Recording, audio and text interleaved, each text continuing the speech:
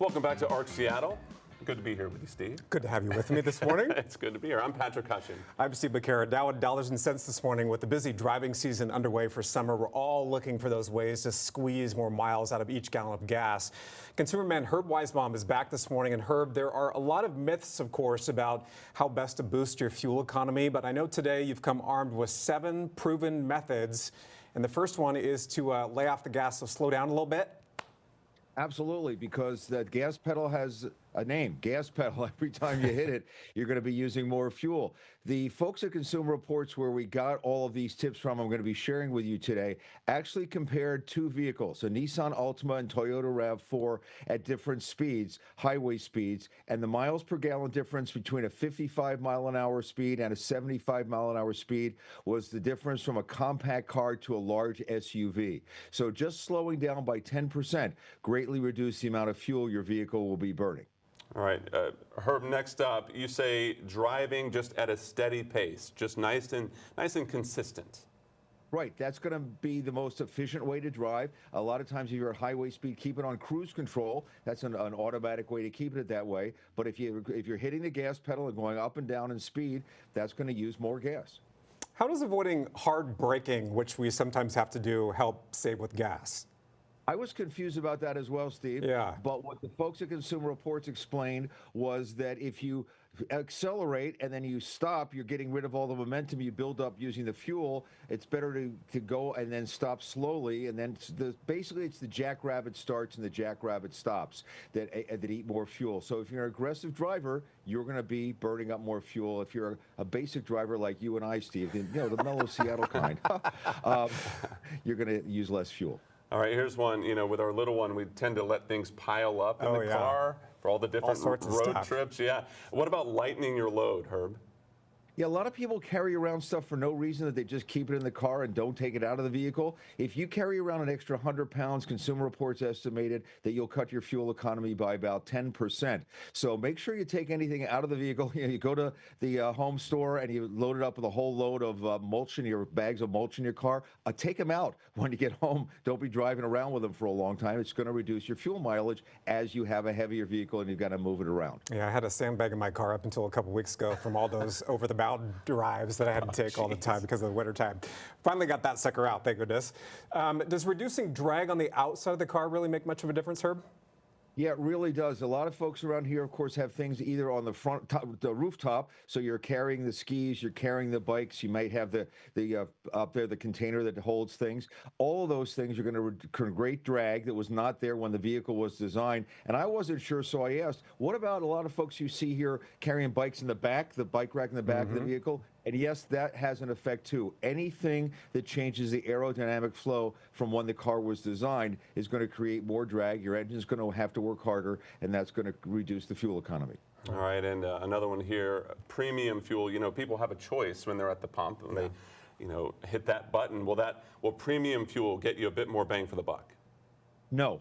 No, it will not, Patrick. A lot of people think they're doing their engine a favor. Oh, I'm going to be really nice to my engine. I'm going to put premium fuel in, even though it's close to $1 more than regular. Doesn't do anything for your vehicle. Consumer Reports says it does not clean the engine better. You don't get any faster start times. Nothing. They tried it on the test track. There was no difference in performance whatsoever. All you're going to be doing is wasting money. If your vehicle has premium fuel required, that is the only time where you should really make sure you put premium fuel in your vehicle. It will say required in your owner's manual, or when you open the gas lid there on the side of your car, that will say premium required. Only time you really need to put premium in your vehicle. But what you do want to do is make sure you buy a top tier gasoline. You'll find that logo on the pump. You'll find it at just about every major brand. Costco and the other warehouse clubs sell top tier fuels. That means it has extra detergents added to do a better job of cleaning your vehicle, which will help cleaning the engine, which will help improve performance. And it also shows that they care enough to get gas from a reputable supplier who has to meet these certification standards. So when you can, try to get a top tier fuel. That is one thing you can do good. Herb, I'm glad you explained that, because I get my gas fill up at Costco all the time and I always wonder what the heck that means. Yeah. Yes. Yeah. Also, by the way, because Herb keeps track of these kind of things, as you know, Steve. Yes. Patrick will learn soon enough. The Costco in my area, so here on the east side, it is always probably 50 to 60 cents lower Yes. than all the other gas stations Yes. in the area. It's even lower than Safeway, which is pretty competitive. Safeway being a huge gasoline supplier in this area. So that's why they sell so much gasoline at Costco, because they really are significantly cheaper than anybody else. And why they have the long lines, too. Costco membership. Yeah, write that down. Well, you get the There's piece of multiple pizza locations hot around dog here. I should ask my You get wife a piece first, of but I pizza think it's... first, Steve, and then you go there. Yeah, exactly. Well, yeah, with these gas prices, Herb, a lot of opinions online out there, a lot of people, talking about a lot of things when it comes to gas prices, but are there any other gas-saving myths that you can shatter?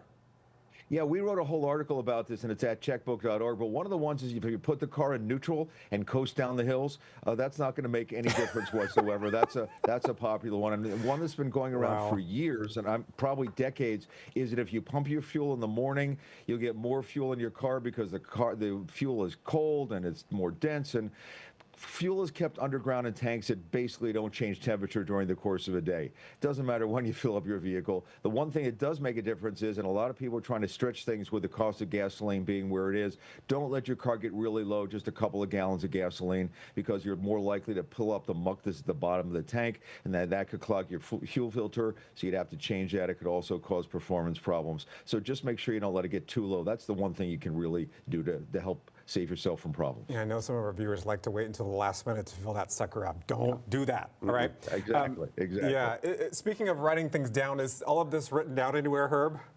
Yeah, it's at checkbook.org, and you'll find the story there, both the ways you can save fuel and also the myths that don't work. We went to a lot of trouble checking these things out, and the busy travel season is here. 62 million people, AAA says, are going to be traveling the July 4th holiday, so a lot of people are going to want to reduce the fuel costs.